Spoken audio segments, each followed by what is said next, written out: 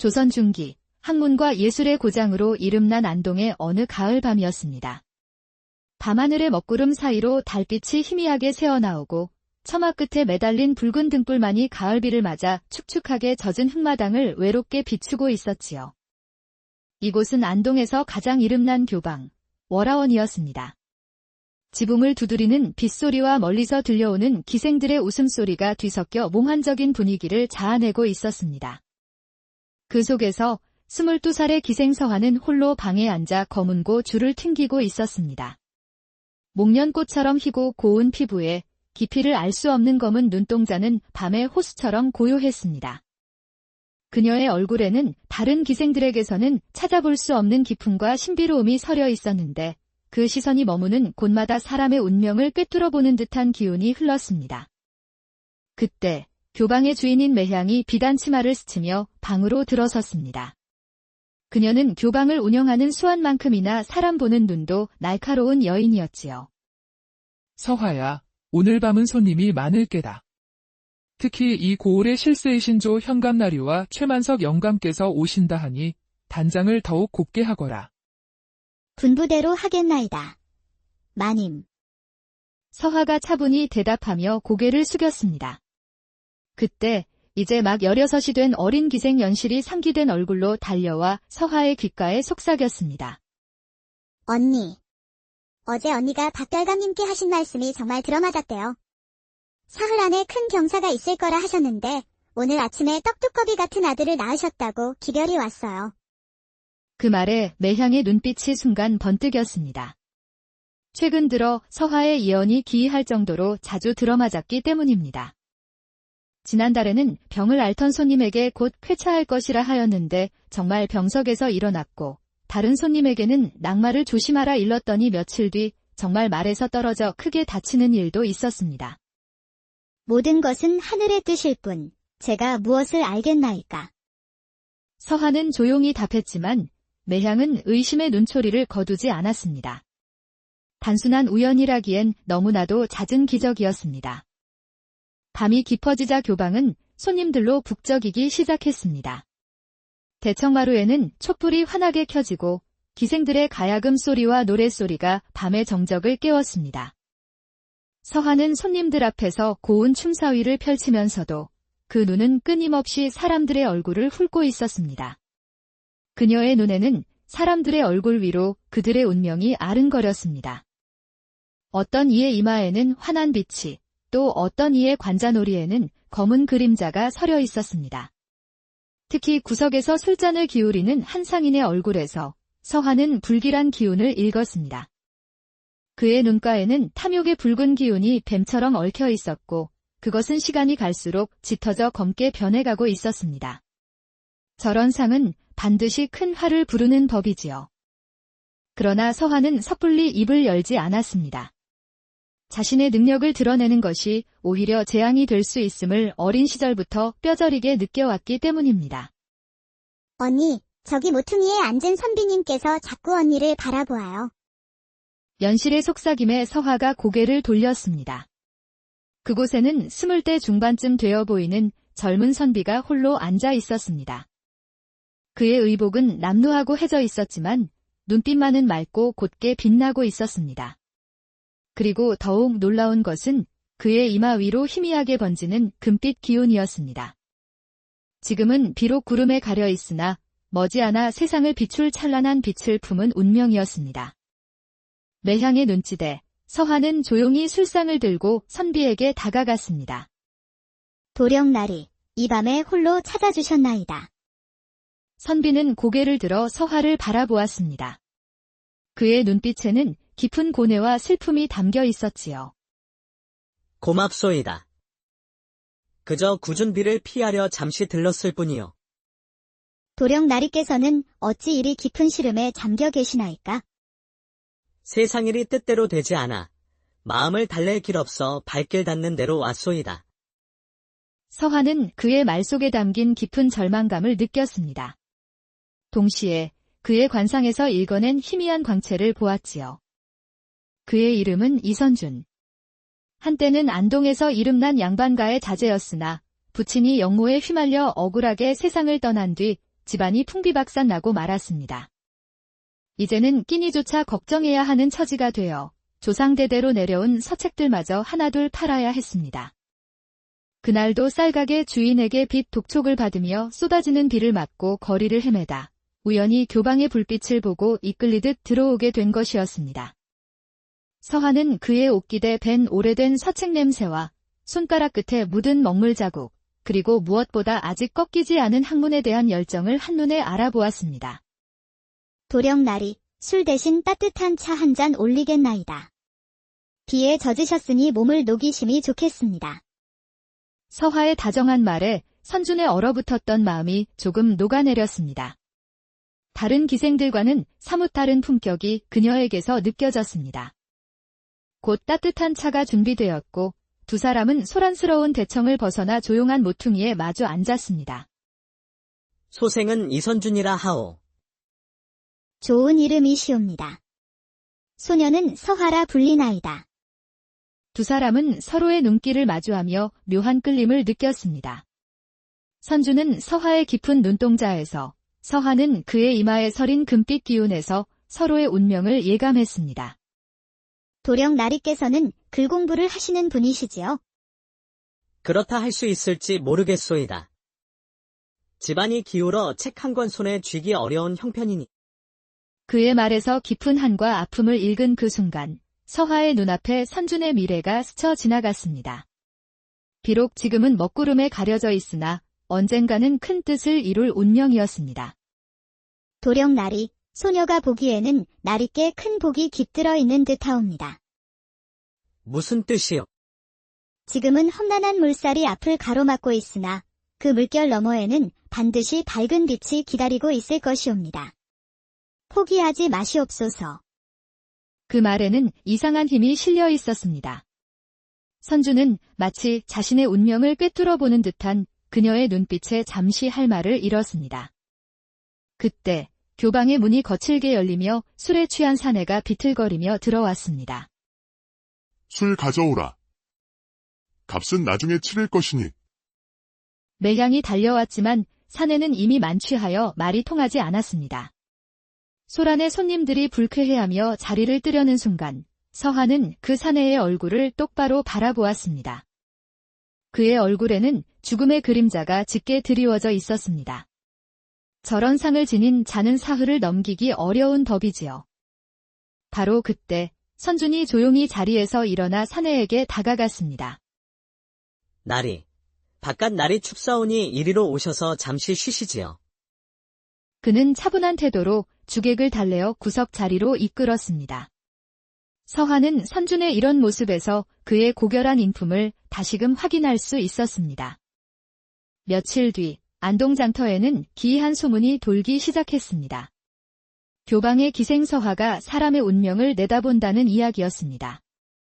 그날 밤 교방에서 행패를 부리던 주객이 사흘 만에 길에서 객사했는데 서화가 이미 그의 얼굴에서 죽음의 그림자를 보았다는 소문이 퍼졌기 때문입니다. 이 소문은 곧 고을에서 가장 큰 상단을 거느린 상인 최만석의 귀에도 들어갔습니다.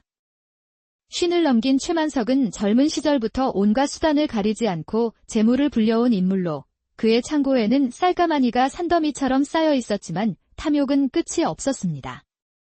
어느 날 저녁 최만석은 하인 몇을 거느리고 위풍당당하게 교방으로 들어섰습니다.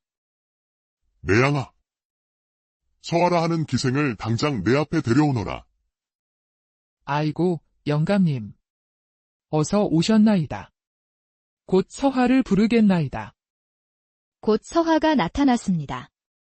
그녀는 최만석을 보는 순간 그의 이마 위로 들이운 검은 먹구름과 그 사이로 번뜩이는 핏빛 번개를 보았습니다. 탐욕에 사로잡혀 파멸로 향하는 자의 상이었습니다. 내가 서하더냐. 소문을 들으니 내가 사람의 기륭화복을 내다본다지. 그렇다면 내 앞날을 한번 보아라. 내가 앞으로 얼마나 더 큰 부자가 될지 어서 말해보란 말이다. 서화는 그의 탐욕으로 일그러진 관상을 잠시 바라보았습니다.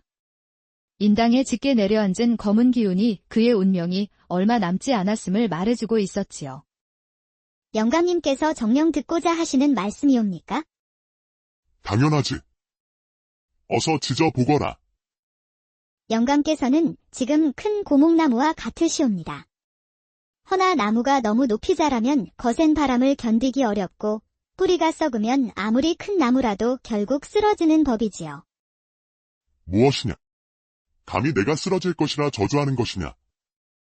탐욕이라는 벌레가 나무의 속을 갉아먹으면 겉이 아무리 굳세 보여도 작은 바람 한 번에 무너져 내리는 것이 세상의 이치입니다.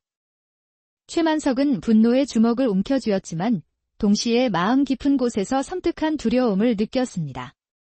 서하의 말에는 사람의 마음을 꿰뚫는 묘한 힘이 있었기 때문입니다. 좋다.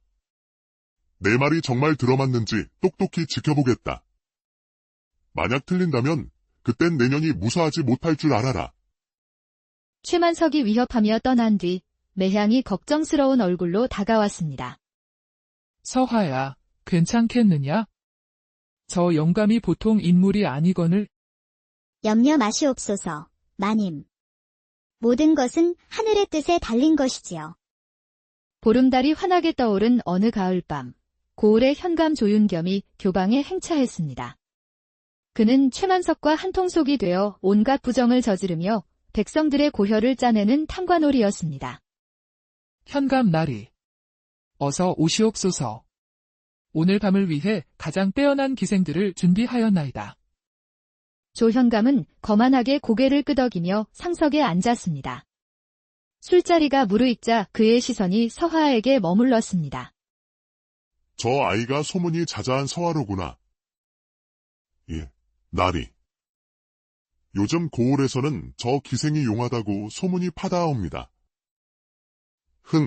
기생 주제에 청기를 논하다니. 어리석은 백성들 같으니라고. 그때 서하가 조현감 앞으로 나아가 정중히 고개를 숙였습니다. 순간 그녀의 눈에는 그의 관모 위로 들이운 짙은 먹구름이 보였습니다. 해를 가리듯 어둡고 무거운 기운이 그를 덮고 있었지요. 현감나리 앞에서 소녀가 한 곡조 올리겠나이다. 서하는 검은 고를 뜯으며 맑은 목소리로 노래를 시작했습니다.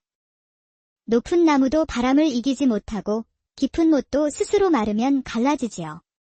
하늘 아래 영원한 것은 없으니 교만한 자는 반드시 그 끝을 보게 마련이지요. 노래가 끝나자 대청은 순간 고요해졌습니다. 조현감의 얼굴에 불쾌한 기색이 스쳤습니다. 노랫말이 마치 자신을 겨냥하는 듯 느껴졌기 때문입니다. 건방진 노래로구나. 기생이라면 흥겨운 가락이나 부를 것이지. 그래, 네가 그리 용하다지.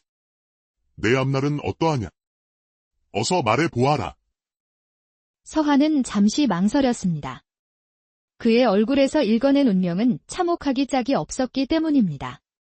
이마에 드리운 검은 그림자는 점점 짙어져 죽음의 기운에 가까워지고 있었지요. 나리의 관모가 참으로 번듯하시옵니다. 허나 구름이 해를 가리듯 그 빛이 가려져 보이옵니다. 무슨 헛된 소리냐? 나는 이 고을의 현감이다. 이곳에서 나보다 높은 자가 어디 있단 말이냐? 높은 곳에 오를수록 조심해야 하는 법, 추락할 때의 아픔이 더욱 큰 법이니까요. 조현감의 얼굴이 굳어지는 순간 구석에 앉아있던 이선준이 조용히 일어났습니다. 현감나리, 비록 기생의 몸일지라도 한 인간을 함부로 대하는 것은 온당치 않다 사료되옵니다. 내 놈이 뉘기에 감히 나를 가르치려 드느냐? 저놈을 당장 끌어내거라.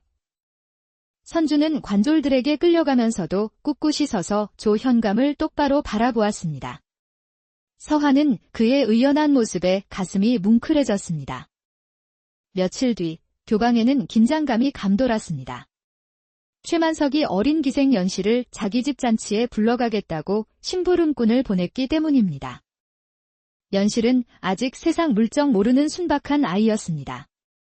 집안이 몰락하여 교방에 맡겨진 뒤 아직도 밤마다 고향 생각에 눈물 찢는 어린 소녀였지요. 서하는 그런 연실을 친동생처럼 아꼈습니다. 그런데 그날 오후 바느질하는 연실의 얼굴에서 서하는 이상한 기운을 보았습니다. 검은 눈물이 뺨을 타고 흐르는 듯한 흉한 징조였습니다. 연실아, 혹시 무슨 일이 있느냐? 안색이 좋지 않구나. 아니에요, 언니. 저는 괜찮아요. 바로 그때 최만석의 심부름꾼이 들이닥쳤습니다. 우리 영감께서 오늘 밤 큰 잔치를 여신다. 연실이를 데려오라 하셨다. 잠깐만 기다려주시옵소서. 연실이는 지금 몸이 좋지 않습니다. 핑계대지 마라. 영감의 분부시다. 감히 거역할 셈이냐. 그렇다면 제가 대신 가겠나이다. 연실이 대신 소녀가 가면 안 되겠사옵니까? 안 된다. 영감께서는 분명 연실이라 하셨다. 결국 연실은 울먹이며 심부름꾼을 따라 나섰습니다. 서한은 무력감에 마음이 찢어지는 듯 했습니다. 연실의 얼굴에 드리운 검은 기운이 무엇을 뜻하는지 너무도 분명히 알았기 때문입니다. 그날 밤 서한은 결심을 굳히고 고을 뒷산의 작은 암자로 향했습니다. 그곳에는 세속을 떠나 수행 중인 해각 스님이 머물고 있었습니다. 암자에 도착하니 해각 스님이 촛불 아래에서 경전을 읽고 있었습니다. 이 깊은 밤에 무슨 일로 여기까지 왔는고. 서한은 연실의 사정을 눈물로 이야기했습니다. 해각 스님은 묵묵히 듣고는 조용히 말했습니다. 사람의 운명은 하늘에 달렸으되 그것을 바꾸는 힘 또한 사람의 마음에 있느니라. 낭자의 마음이 진정 그 아이를 구하려는 것이라면 길은 반드시 열릴 것이다. 스님의 말에 서한은 희망을 얻었습니다. 스님은 위험하지만 연실을 구할 수 있는 유일한 방법을 일러주었습니다. 암자를 내려온 서한은 곧장 이선준을 찾아갔습니다. 연실을 구하고 이 고을의 정의를 바로 세우기 위해서는 최만석과 조현감의 악행을 세상에 드러내야 했고 그 일을 해낼 수 있는 이는 오직 선준뿐이었습니다. 도령나리, 소녀의 부탁을 들어주시겠나이까? 서한은 최만석이 관국을 빼돌리고 조현감과 결탁해 온갖 부정을 저질러온 사정과 연실이 위험에 처한 상황을 모두 털어놓았습니다. 최만석 영감의 사랑채 안쪽 서고에 모든 거래 내역을 적은 장부가 있사옵니다. 그 장부만 손에 넣는다면 두 사람의 죄를 만천하에 밝힐 수 있을 것이옵니다. 그런 중대한 사실을 어찌 아시는 것이오? 소녀에겐 남들이 보지 못하는 것을 보는 눈이 있사옵니다. 그의 얼굴에 그의 죄상이 모두 드러나 있었지요. 선주는 깊은 생각에 잠겼습니다. 그는 오래전부터 두 사람의 악행을 의심해왔지만 증거가 없어 아무것도 할 수 없었습니다. 내일 밤 최만석 영감은 큰 거래를 위해 이웃고을로 떠날 예정입니다. 그때가 기회이옵니다. 도령나리의 이마에는 정의의 빛이 서려 있사옵니다. 하늘이 반드시 도와주실 것입니다. 서하의 확신에 찬 말에 선주는 용기를 얻었습니다. 두 사람은 달빛 아래에서 자세한 계획을 세웠습니다. 다음 날 밤, 최만석이 집을 비우자 선주는 그의 집담장을 넘었습니다. 서하가 알려준 대로 사랑채 안쪽 서고의 자물쇠를 조심스럽게 열었습니다. 서고 안에는 수많은 문서 가운데 그가 찾던 장부가 있었습니다. 장부를 펼치자 관국을 빼돌린 내역과 조현감과 주고받은 뇌물, 백성들에게서 부당하게 거둔 세금 내역까지 상세히 적혀 있었습니다. 이것이면 충분하다. 선준이 장부를 품에 감추고 서고를 빠져나오던 순간 마당을 지키던 개가 짖기 시작했습니다. 그는 가슴이 철렁 내려앉았지만 침착하게 담장을 넘어 무사히 몸을 숨겼습니다.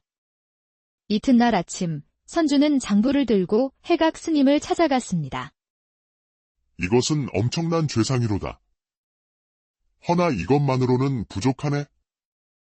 그들이 거짓으로 꾸며낸 것이라 발뺌할 수 있으니 다행히 내게 한양에 닿을 연줄이 있으니 암행어사께 이 사실을 전할 길이 있을 것이야. 한편 집으로 돌아온 최만석은 장부가 사라진 것을 알고 노발대발했습니다. 그는 즉시 자신에게 불길한 말을 했던 서하와 교방에서 현감에게 대들었던 선준을 의심했습니다. 두 아기는 서하와 선준을 함께 잡아들여 해치려는 음모를 꾸미기 시작했습니다. 하지만 그때 해각 스님이 보낸 서신이 한양의 암행어사 김진원의 손에 닿고 있었으니 정의의 칼날은 이미 그들의 목을 향하고 있었습니다. 이튿날 새벽 관졸들이 선준의 거처를 덮쳐 그를 옥사로 끌고 갔습니다. 조현감은 그에게 영모죄를 뒤집어 씌워 즉시 처형하려 했습니다. 이놈. 내 놈이 최영감 댁에 들어가 문서를 훔친 것이 사실이냐? 소인은 다만 백성들의 억울함을 밝히려 했을 뿐이옵니다. 감히 현감인 나를 모독하는 것이냐? 내 놈은 역적이다. 여봐라, 저놈을 당장 하옥하라. 그 무렵 고을 경계에서는 해각 스님이 상인으로 변장한 암행어사 김진원을 맞이하고 있었습니다. 묘현은 그를 암자로 안내하여 모든 사실을 보고하고 장부를 건넸습니다. 이는 실로 중대한 일이로다. 내일 정오 관할을 급습하겠소. 그 전까지 더 많은 증언을 모아야 할 것이오. 서화는 선준이 잡혀갔다는 소식을 듣고 가슴이 찢어지는 듯 했습니다. 다행히 연실은 무사히 돌아왔지만 선준의 안위가 무엇보다 걱정이었습니다. 언니, 선준 도령님은 괜찮으실까요? 하늘이 의로운 사람을 버리지 않으실 게다. 도령나리의 이마에 비친 금빛은 아직 꺼지지 않았으니. 다음 날 정오, 암행어사 김진원은 관아 앞에서 마패를 꺼내 들고 위험 있는 목소리로 외쳤습니다. 암행어사 출두여. 현감 조윤겸은 당장 나와 무릎을 꿇으라. 관아는 순식간에 뒤집혔고 조현감은 얼굴이 하얗게 질린 채 달려나왔습니다. 내 죄를 네가 알렸다. 광곡을 빼돌리고 백성을 수탈한 죄, 상인과 결탁하여 사리사욕을 채운 죄가 이 장부에 낱낱이 기록되어 있다. 최만석도 곧 끌려 나왔습니다. 그는 자신이 그토록 감춰온 장부가 어째서 어사의 손에 들어가는지 알 수 없어 망연자실했습니다. 더는 변명할 길이 없었습니다. 그날 오후, 선주는 옥사에서 풀려났습니다. 그의 무죄가 드러났을 뿐 아니라 백성을 위해 악행을 폭로한 그의 의로운 행위는 큰 칭송을 받았습니다. 최만석은 전 재산을 몰수당하고 먼 곳으로 유배되었으며 조현감은 파직되어 쫓겨났습니다. 두 악인이 쌓아 올린 부와 권세는 하루아침에 모래성처럼 무너져 내렸습니다. 고을 백성들은 환호했고 특히 서화의 예언이 그대로 들어맞은 것에 사람들은 경탄을 금치 못했습니다.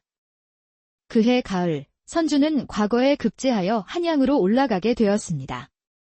떠나기 전 마지막 밤, 그는 서화를 찾아왔습니다. 서화 낭자, 이 모든 일은 낭자의 도움이 아니었더라면 불가능했을 것이오. 이 은혜를 평생 잊지 않겠소. 모든 것은 하늘의 뜻이었지요. 도령나리께서 앞으로 백성을 위한 바른 길을 걸어가시는 것이 곧 제게 보답하시는 길이옵니다. 두 사람은 신분의 차이로 함께할 수는 없었지만 서로를 향한 깊은 정을 마음속에 영원히 간직했습니다. 선준이 떠난 뒤 서화의 명성은 더욱 높아졌습니다. 사람들은 그녀를 단순한 기생이 아니라 천기를 꿰뚫어보는 현인이라 부르며 존경했습니다. 어느 날 임신한 부인이 서화를 찾아와 눈물로 물었습니다. 기생님, 전쟁터에 나간 남편이 몇 달째 소식이 없는데 제 남편이 살아 돌아올 수 있을까요? 서화는 부인의 얼굴을 찬찬히 살폈습니다. 이마에는 기쁨의 빛이 서려 있었고 태중의 아이에게서도 건강한 기운이 느껴졌습니다. 부인의 얼굴에 기쁜 소식이 비치고 있나이다. 머지않아 좋은 소식이 올 것이니 마음을 편히 가지시옵소서. 과연 며칠 뒤 부인의 남편이 큰 공을 세우고 무사히 돌아온다는 기쁜 소식이 전해졌습니다. 언니는 정말 신기해요. 어떻게 그렇게 모든 것을 정확히 아시는 거예요? 연실아, 중요한 것은 미래를 아는 것이 아니라 지금 이 순간을 바르게 살아가는 것이란다. 사람의 마음이 바르면 운명의 길도 곧게 열리는 법이지. 서화는 그 후로도 자신의 특별한 능력으로 사람들을 도우며 살았습니다. 악인이 벌을 받고 의로운 이가 빛을 보는 것을 지켜보며 세상은 결국 공정하다는 믿음을 더욱 굳혔습니다. 그녀는 깨달았습니다. 천기란 멀리 있는 것이 아니라 바로 사람의 마음에 있다는 것을. 달빛이 교각마당을 은은히 비추는 밤, 서화의 얼굴에는 평온한 미소가 번졌습니다. 세상 모든 운명에는 저마다의 뜻이 있음을 그녀는 이제